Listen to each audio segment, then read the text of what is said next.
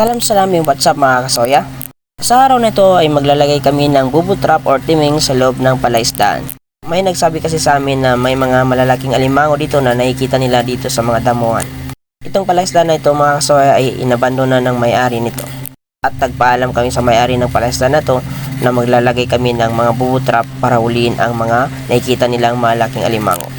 At kung mapansin natin ay natapos na ilagay yung unang trap namin at ito yung pangalawang trap mga kasoya. Kailangan natin lagyan ng water lily para matandaan natin kung saan natin ilagay yung hook. Ayan. Para matandaan na. Pagkikasan sa puro.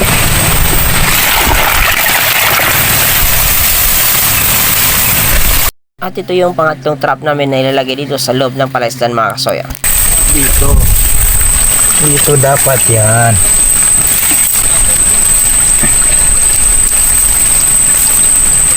Ganito.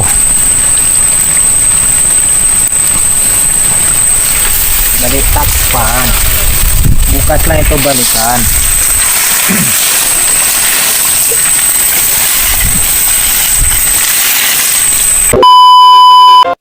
So ayun na nga mga kasoy, so binalikan na namin itong trap namin na ilagay namin sa palaisdaan after one day at para pandawin ang mga bubo trap or timing kung may mga nahuling alimango pa.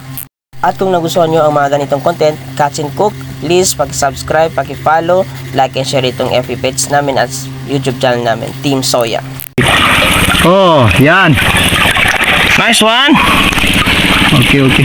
Ang galing ni Wing. Huhuy. Lalaki. Yan, harong. Tingin daw. Oh, lalaki. Yan, lalaki. Good job. Oh. Ang langit. Uy, nakachamba. Wala. Ay, dyan ako na ako din.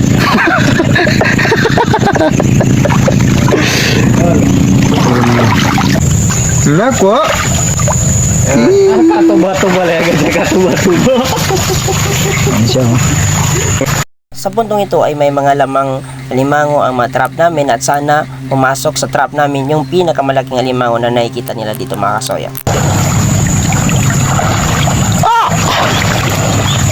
Ketado, free kita dato. Bubu kawan. Ganda katuba-tuba pun. Bagangan ba?